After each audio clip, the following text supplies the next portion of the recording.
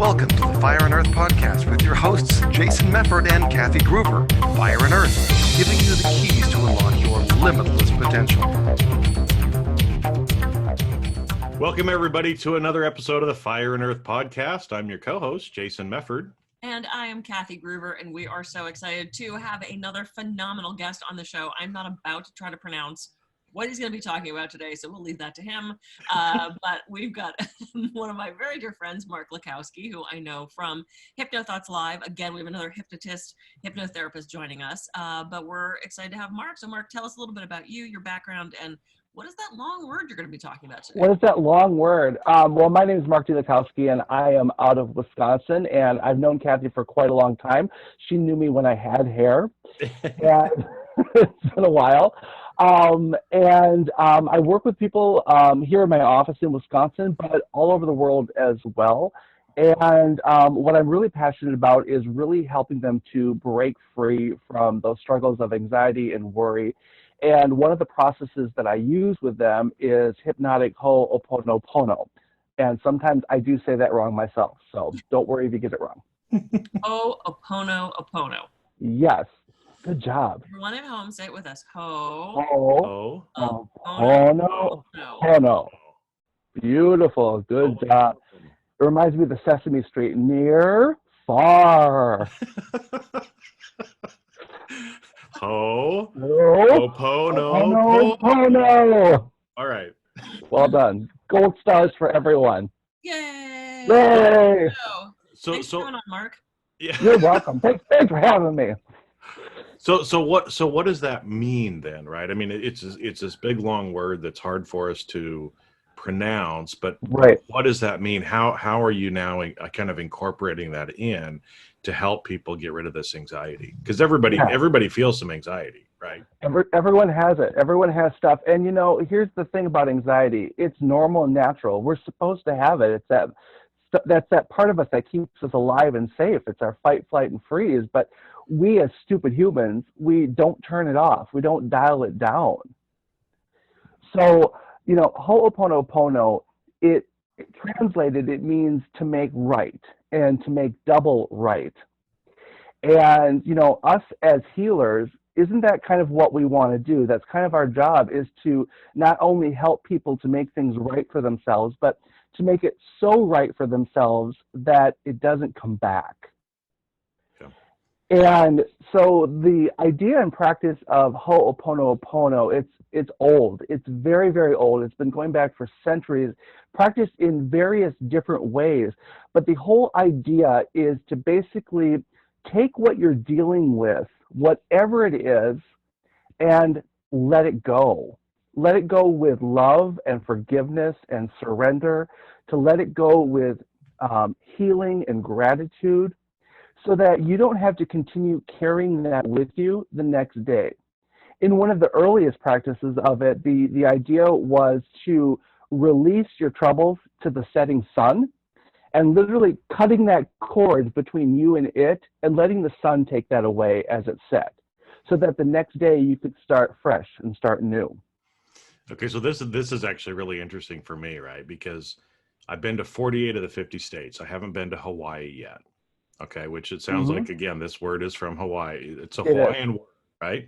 Yep. And one of the things that people talk about that I want to do is when the sun goes down on certain of the islands, it's like the big social thing to do. You grab your beach chair, you go out and you sit on the road, and everybody just sits there and watches the sun go down.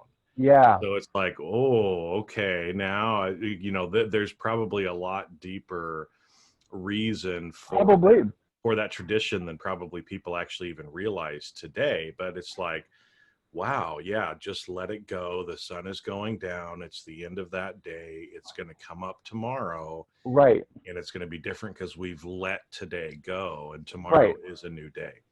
And it's giving yourself that opportunity for tomorrow to be different as well. Well, and I love what you're saying, because I've had so many people ask me, what is the difference between talk therapy and hypnotherapy? And I say, look, talk therapy has its place. I love it.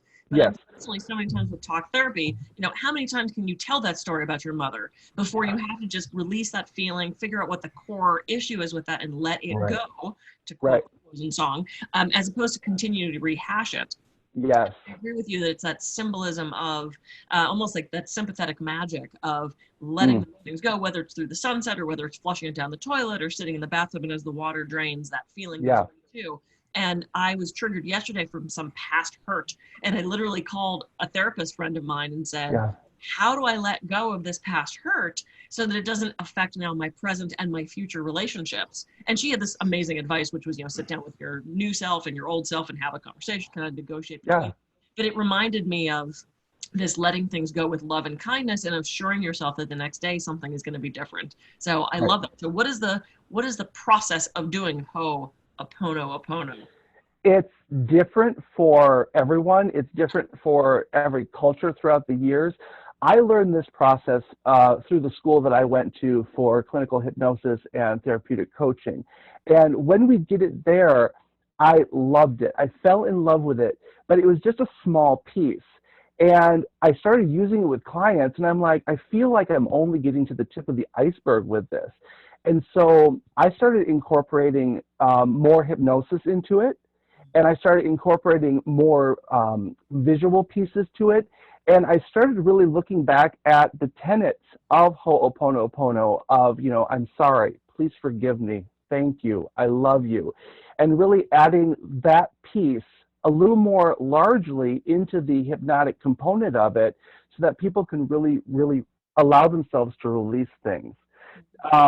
The process that I do with people is really about going inside into themselves, taking responsibility for having either created or allowing that negative part that they want to release, and then forgiving themselves for having created or allowed it, thanking it for the positive things that it did bring into their life, because I firmly believe that no matter what we go through in life that is deemed negative, we are granted some good learning there that we wouldn't have gotten otherwise.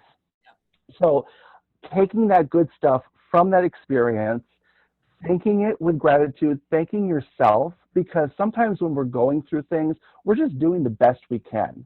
And people forget that we're doing the best that we can. So really honoring where you're at, thanking yourself for being there for yourself in that way at that time. But now you know better. And now that you know better, you can do better. And then with love, just taking that piece and releasing it. And the way I do it with people is I allow them to represent whatever the problem is. I tell them to have their unconscious mind come up with a picture, an image, a representation that combines all of that stuff that they don't want. And we allow them to take it from inside of themselves, because a lot of times people think that they are their problems. They're not their problems. And so often my clients come in and they're trying to fight themselves, and they can't fight themselves. They feel like, I am so anxious, I am so depressed. Well, no, you aren't depressed. You aren't anxious. You're not anxiety. You're dealing with those symptoms. You're dealing with those problems. And so what I found with hypnotic Ho'oponopono is that people can take those things and move them outside of themselves, to disassociate themselves from the problem. And when that can happen, healing can become very, very quickly and very, very easily for them in a way that they didn't get to experience that before. And what's really cool is when they're able to sever those cords or burn it away, or however they want to represent that releasing, what is so cool is you can physically see a physical shift in the person just like that, which is so cool.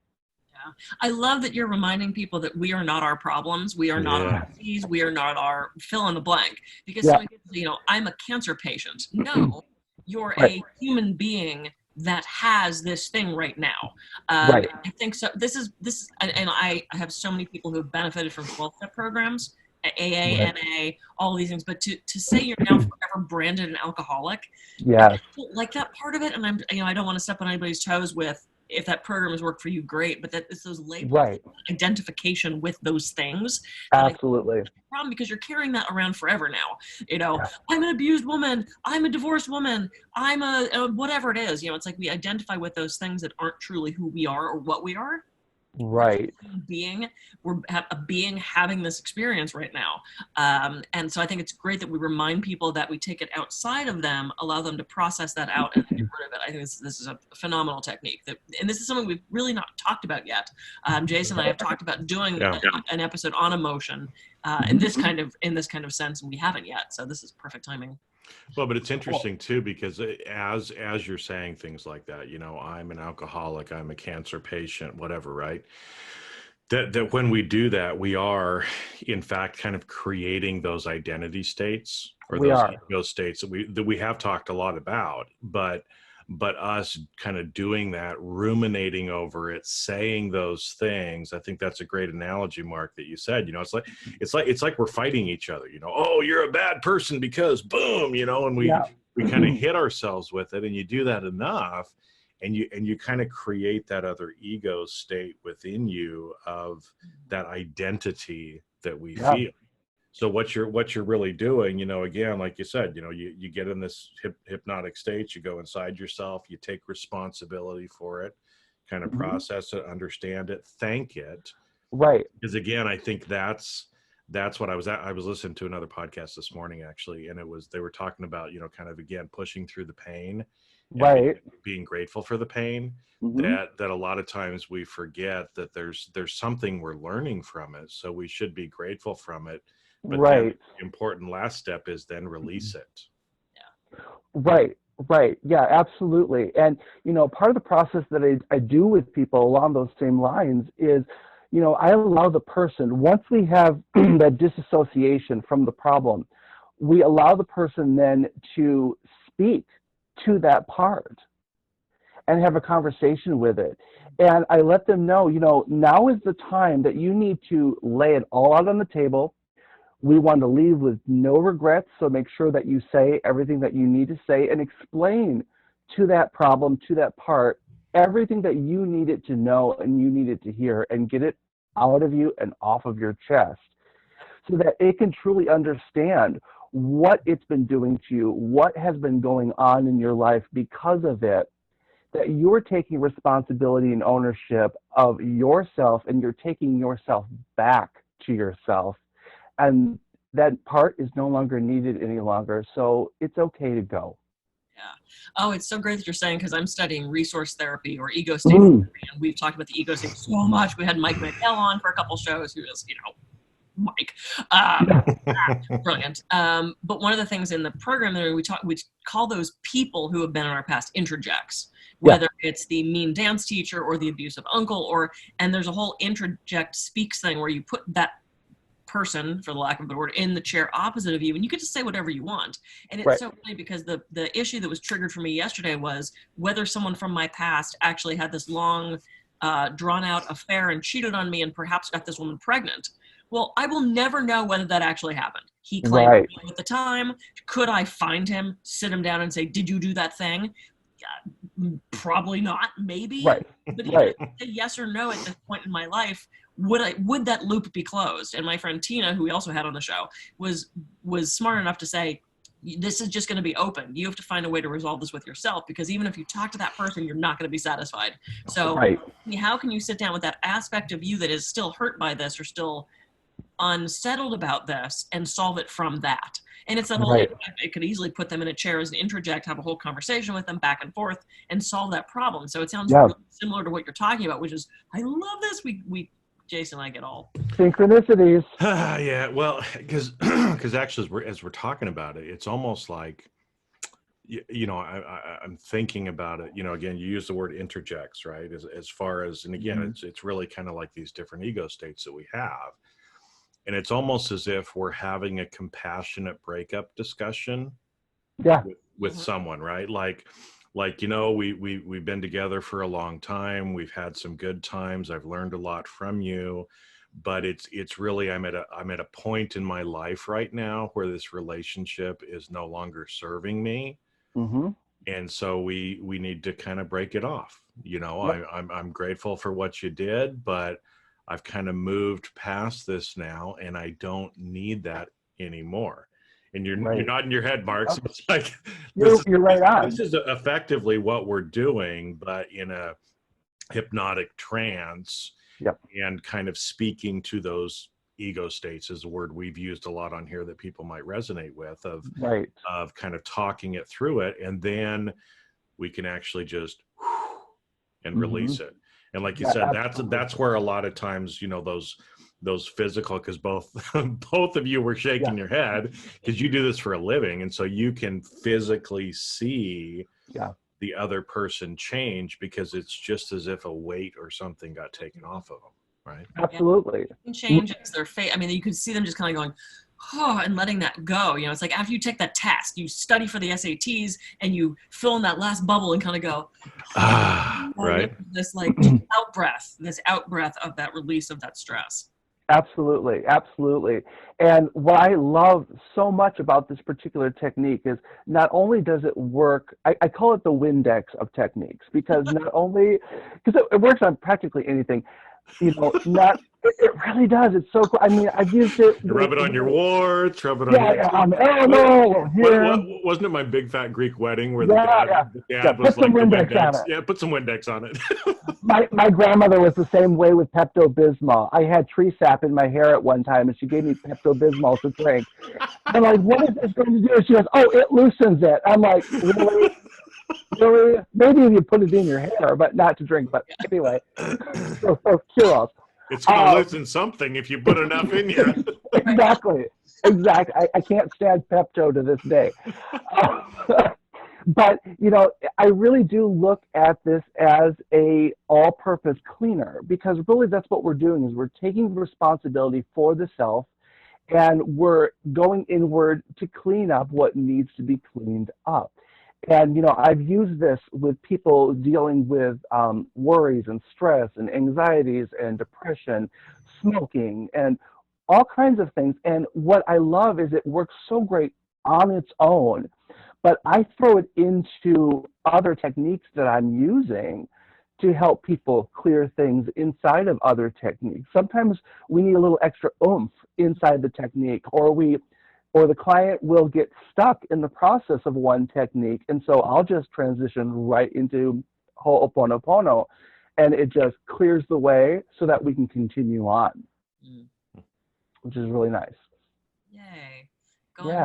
Kind of that emptiness where we can then add more stuff to it. So process out what we didn't need anymore, learn from that, and then allow ourselves more space. Just like when you cleaned out the closet, you get rid of all that stuff you're donating, you now have all this openness. And I think as humans, I have observed just in my own life and in around me, people are uncomfortable with silence. They're uncomfortable with openness, that open space, like there's nothing there.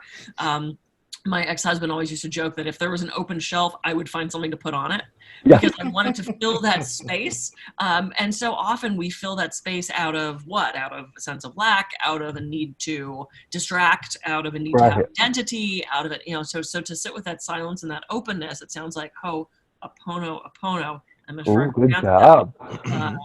Now having nothing to do with moles. No. Well, but we did talk a lot about animals, so. Yeah. Well, we did talk about a mole right now, so at least we got an animal on this side, right? But I think it's, you know, and that's an important thing for us to remember too, because I'm still learning and still on this journey too. But like, as we all are. So much of the time we fill ourselves so full, and the problem is there's just honestly a lot of shit sitting on the cupboard, you know, shelf that we have to get rid of first before we can allow that other stuff in. Well, and I think it's just like spring cleaning out your pantry, whatever else, right? That we do the work, then that abundance and other stuff can then flow into our lives. But we have to do that work first for it to show up. Absolutely, absolutely. And I think sometimes, you know, speaking of clutter, a lot of times when we go throughout our lives, we see other people's clutter. But we don't realize we don't have any. We don't have any, but we don't realize it's actually our clutter. It's actually our clutter that they're kind of mirroring and reflecting. You know, Dr. Hugh Len, who really pioneered Ho'oponopono in Hawaii, he was working in the Hawaiian State Correctional Facility, and he was brought into the ward that housed the worst of the worst. You know, the mentally insane, the criminally insane, just awful. And he was brought in, and he started looking around, and he started asking the question of himself of, how am I contributing to these people being in the position that they are in? And he started looking at their clutter as his clutter. And so what he started doing was he would go into his office every day with their case files, and he would open their case files and go through them. He didn't meet with the inmates themselves. He just met with their case files. And he started looking at them, at what they did, how they felt, what they were going through, and started asking himself the question, how are they me? And so he looked, and he would search inside. Again, that's going back into self to take responsibility. And he would take responsibility for that aspect in them that he saw in himself, and started to say, you know what, I'm sorry. Please forgive me. Thank you. And I love you despite all of that. And he started doing that with the case files day after day after day. And what they found was that ward improved. Fights went down, outbursts went down, violence went down. There was a saying in that ward that the energy of this ward is so bad that the paint won't even stick to the walls. It would literally peel off. And it literally would. And he ordered new paint to be painted in there. And it was the first time in years that the paint actually stuck. And so he really demonstrated that power of going within, and how energetically we all are really connected, and how we really all are one. We're not separate. Right. I studied a lot this past year with Eckhart Tolle, and one of the analogies that he always uses is, you know, you look out at the ocean and there's these little caps of waves that come up. Well, we're all those little waves, but we're part of one big ocean. And how do you separate each wave, That's great. peak? And it's the perfect analogy, because it's like, yeah, we're all one big body of water, and we each have this little bloop of the peaks of that water. And it sounds like that's exactly what you're talking about, is we are all one. And they've done, I don't know how much study you can do on this, but as people become more enlightened, it sort of brings us all up and all along. People that study and become enlightened and become present and become holy, or, you know, whatever word you want to use, it carries society along with it, I hope. Well, and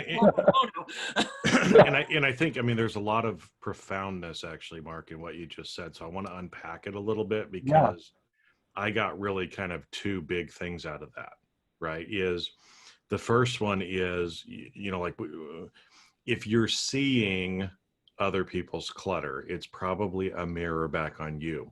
Right. So first thing is, you know, some of us may be thinking, well, I know I need to change, but I just don't know what I need to work on.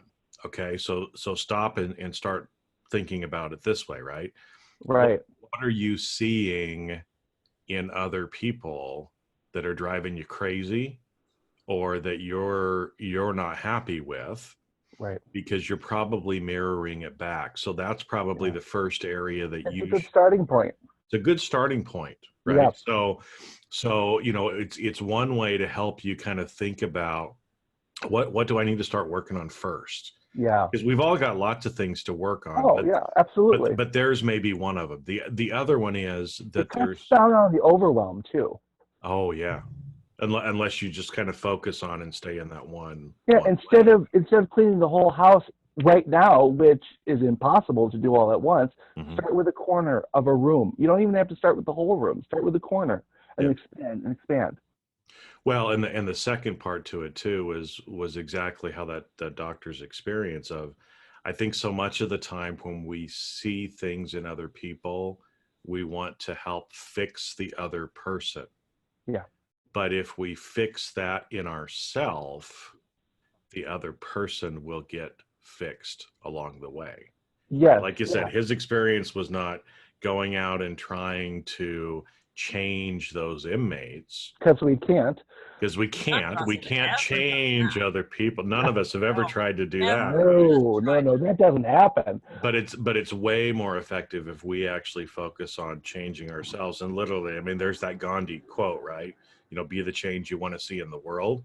That is on so many different levels, but I see that as one of those of being, hey, energetically and everything else, if you start changing, people will start seeing it. That energy will transfer to other people, right? And you will make the world a better place, not by trying to change the other person, but being that change and changing your being will rub off on everybody else.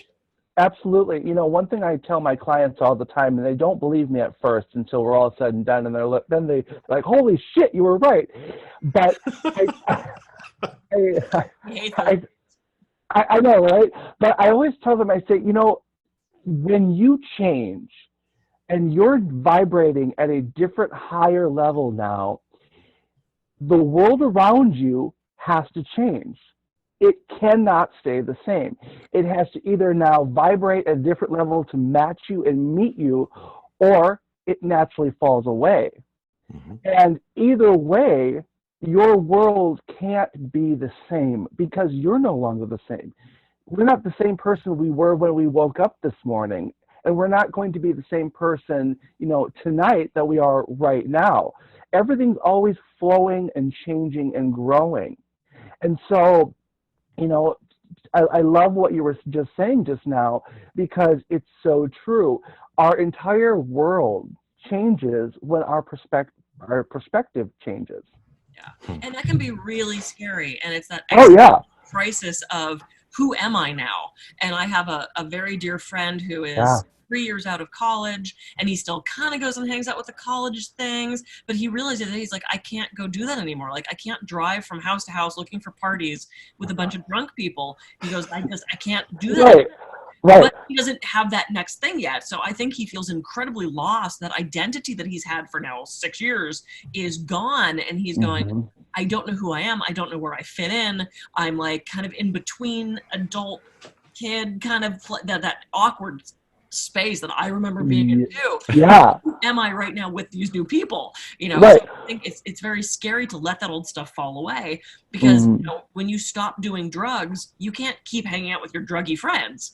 Those are going to take away, and you're going to have to find an entire new, I hate the word tribe, entire new identity, and that's really scary and lonely for a lot of people. So how do we get through that awkward growth period of, I don't know where the fuck I fit in? No, and you're right. It is very scary, and it is very hard for a lot of people, especially in the start of their journey. But I think as people progress and they learn, they feel better about themselves and they learn more about themselves, I think it gives us clues and aspects that we start gravitating towards. You know, it becomes a part of our present awareness then, you know, that reticulating activating system that pulls in all of those experiences and opportunities to match what we're focusing on, starts pulling that in more and more and more, I think. So I think for a lot of people, you know, even though it can be scary at first, those different puzzle pieces will start fitting themselves back into place where they need to go. And now that they're more aware of themselves, they'll be more aware of those puzzle pieces that are putting them back into place. And then, you know, it's one of those things, it's like that stupid old adage, but when the student is ready, the teacher will come. Well, when we are ready, our tribe will come. Our hobbies, our people, our places, our things, they just show up. Yeah, I agree. Well, but it's that hesitation that holds most of us back, right? Because we like that comfort of wherever we're at. Well, and we hate change. Fear change, and you know, all those things are scary for us. And we've once again, guess what, folks, blown through almost our whole half hour. What? Have we? I know, it doesn't seem like it, does it? I know. Holy, that's cool. It's long. So, Any final thoughts, Jason, Mark, and then we'll talk about how we can reach you. And I know you're doing a lot of performing. You're doing a lot of stage hypnosis now too at fairs and stuff. So that's very exciting. Yeah. We'll cover that in a second. So any final thoughts, Jason? Or Well, I was just going to say, I love the imagery, of this as well. The Ho'oponopono. I have to keep looking down every time I say it, right?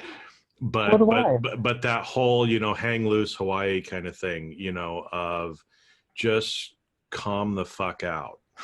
Yeah. Kind of a thing, right? And it's just kind of to me, it's a great image to kind of think about of, we go through this day and we stop and kind of go through the steps that you just talked about, right? We go inside ourselves, we kind of take responsibility for it, understand what it is, we thank it, we figure out what we've learned, and then we release it so that we can start new.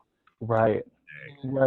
And I think that's such beautiful imagery that, not to be all cliche-ish, like Annie the musical, the sun will come out tomorrow, kind of a thing, but that really is true. And if we think, if we think in those terms, kind of in that imagery, and realize no matter, what maybe today held, there is a tomorrow.